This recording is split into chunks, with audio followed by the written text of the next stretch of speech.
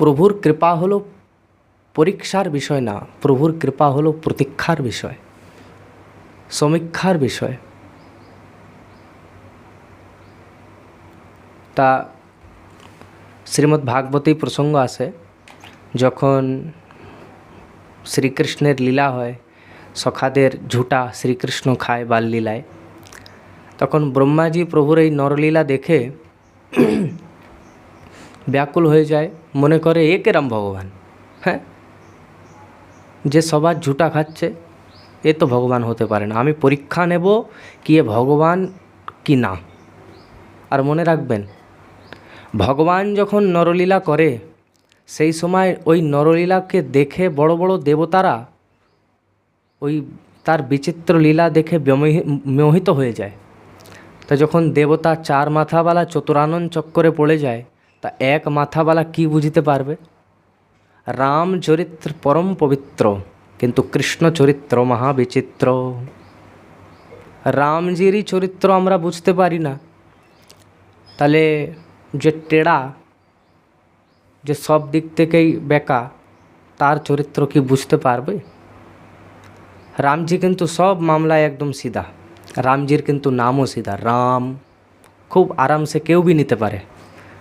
কিন্তু আমাদের শ্রীকৃষ্ণের নাম দেখো, কৃষ্ণ বলতেই বলতে তো জীবই চক্কর খেয়ে যায়। তার নামও টেढ़ा, নামও টেढ़ा, আর দেখতেও একদম, রামজি তো সিধা, যেখানে भी দেখবেন রামজি একদম সিধা দাঁড়ায় আছে।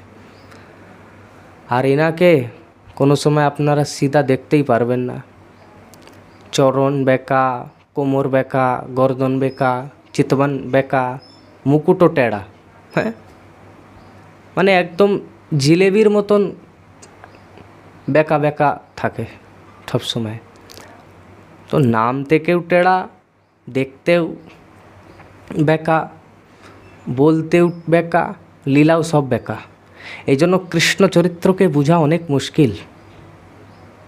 রামজি যা করেছে সব করো, কিন্তু শ্যামজি মানে কৃষ্ণ কানহাইয়া যা বলেছে খালি ওইটাই করো, যা করেছে সেইটা করার দুঃসাহস করিবে না। অনেক লোকেদের আগ্রহ থাকে, যখন কৃষ্ণ এরাম করেছে তখন আমরাও করব। আচ্ছা ঠিক আছে, পূজ্য পারাশর গুরুজি বলেন ঠিক আছে ভাই, অবশ্য করো, কিন্তু শুরু থেকে করতে হবে, প্রারম্ভ থেকে করতে হবে, মাঝের থেকে কেন করবা ভাই? সব থেকে প্রথম প্রভু জন্ম নিল আর পুতনার স্তন পান করতে লাগলো, হ্যাঁ, বিষ পান করতে লাগলো। একটু অর্ধেক তুমিও পান করে নিও, যদি বেঁচে যাও তখন আগের লীলার ভাববা। বলো রাধে রাধে। তা যখন বিষ আমরা খেতে পারবো না, তা রাসলীলা কী করে করবে ভাই? এই জন্য কৃষ্ণ কানহাইয়ার লীলা সব চিন্তনীয়, তার গম্ভীরতার চিন্তন। এই জন্য সুখদেব ভগবান বারবার শ্রীকৃষ্ণকে যোগেশ্বরেশ্বর বলেছে। সামান্য লীলা বোঝা যায় না, বুঝতে পারবেন না, কেন কি এই যোগী না, যোগেশ্বর না, যোগেশ্বরেশ্বর, যোগেশ্বরেরও ঈশ্বর। তার লীলাকে গম্ভীরতাকে জানা, যে জানতে পারে সেই জানতে পারে। তা যেই কথাটা বুঝতে পারা যায়, তাকে ভগবানের কৃপা মানতে হবে। আর যেই কথাটা আমরা বুঝতে না পারি, ওটা নিজের বুদ্ধির কমজোরি মানতে হবে।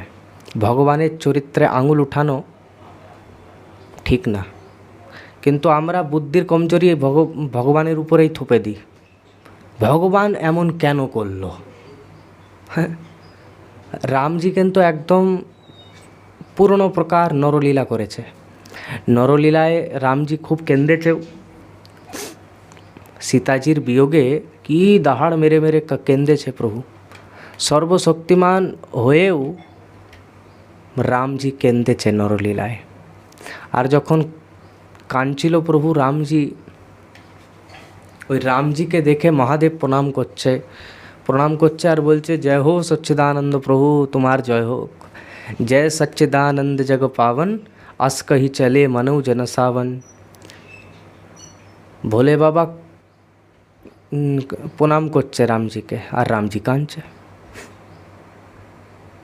এবার আজকাল অনেক লোকেরা বলে, বলো, যে রামজি নিজের স্ত্রীর রক্ষা করতে পারলো না, কাঁদছে, ও তোমার রক্ষা কি করবে? না সমঝ লোকেরা, যাদের বুদ্ধিতে একটু বল নেই, বিবেক নেই, এই প্রকার মূর্খতাপূর্ণ প্রশ্ন করে। আচ্ছা, আমরা বোঝার চেষ্টা করি এক উদাহরণ দিয়ে। কোনো সিনেমায় অনেক বড় অভিনেতা কুলির রোল মিলে গেল তাকে, তার কর্তব্য এই সময় কেউ পুরি একদম কুলি বনে দেখাচ্ছে সবাইকে।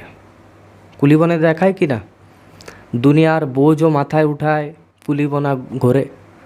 কোনো বইয়ে ও তাঙ্গেওয়ালা বনে গেল, তা তাঙ্গা চালায়। না ও তাঙ্গাওয়ালা, না ও কুলি। বাস্তবে তো অনেক বড় বোম্বাইয়ে বাংলা আছে, করোড়পতি ব্যক্তি ভাই। আর কौन बनेगा করোড়পতিতে দুনিয়াকেও করোড়পতি বানাচ্ছে। তা না ও কুলি আর না ও তাঙ্গেওয়ালা, যেরকম রোল মেলে সেরকম করে। আর জীবন্ত অভিনয় এরকম করে কি বাস্তবে লাগে কি কুলিওয়ালাই, কুলিরই কাজ করে। এবার তাকে দেখে যদি কোনো মূর্খ এই বলে कि আমি জানি এ কে, বলে কে? আরে কুলি। আরে ও কুলি বাস্তবে থোড়ি, ও তো বই সিনেমায়।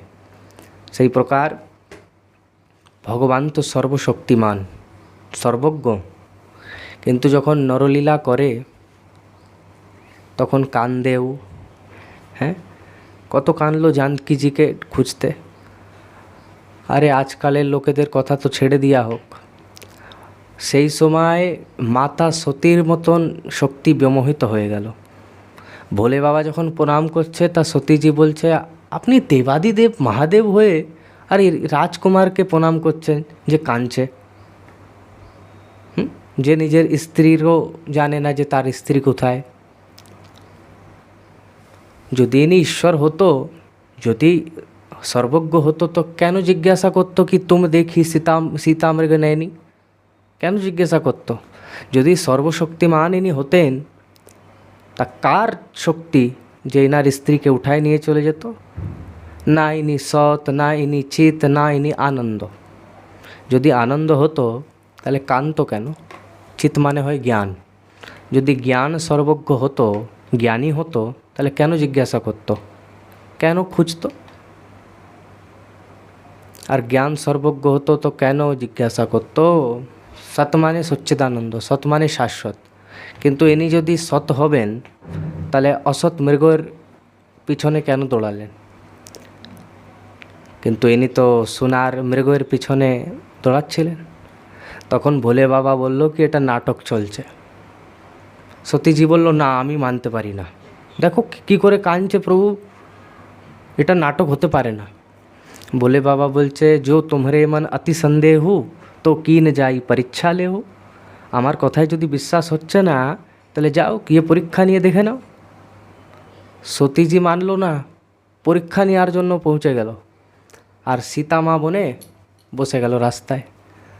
আর যে প্রভু তো কাঁদছিল রামজি।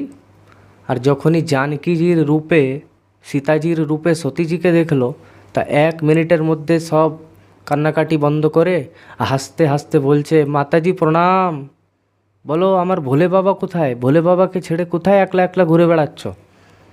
তখন সতীজি জানতে পারলো, ও তাহলে এটা নাটক চলছে।